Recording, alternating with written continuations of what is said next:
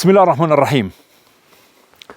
E kush krijon me bukur sa Allahu i madhruar, e ku ka krijimtari me të bukur se sa krijimtaria e Allahut.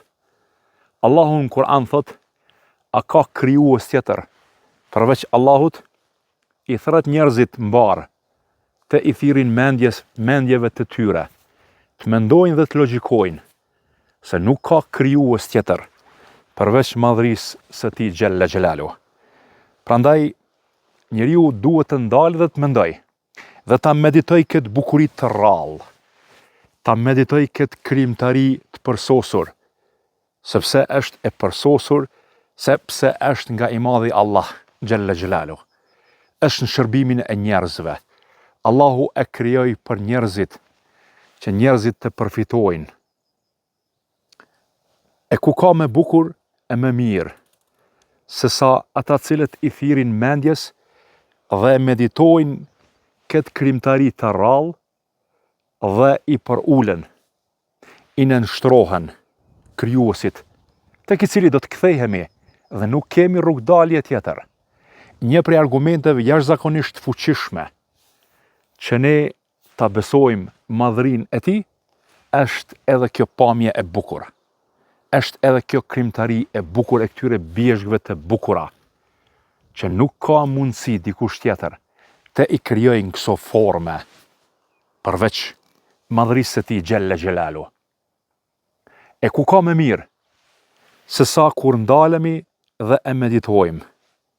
Dhe Allahu në Kur'an thot, esni në tokë dhe shiqoni.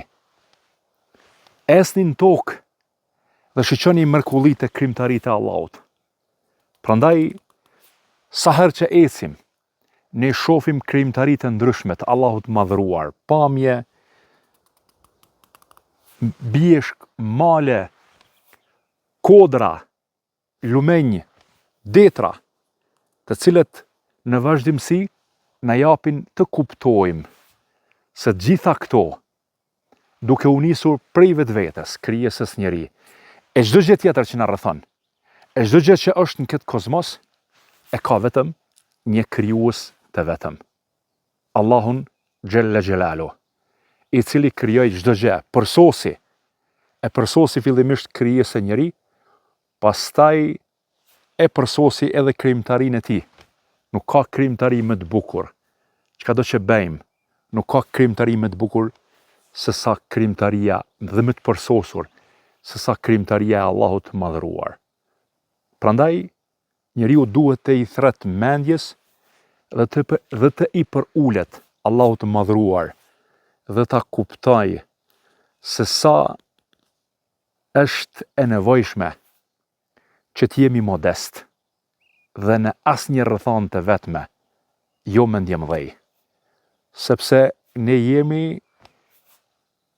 krijesat Zotit fuqiplot dhe shohim krijimtaritë pafundme të Allahut dhe krito bëjnë që ne ta kuptojmë mirë një herë për gjithmonë se krijuesi i gjitha këtyre është Allahu një dhe i vetëm, i pa fillim, i pa mbarim.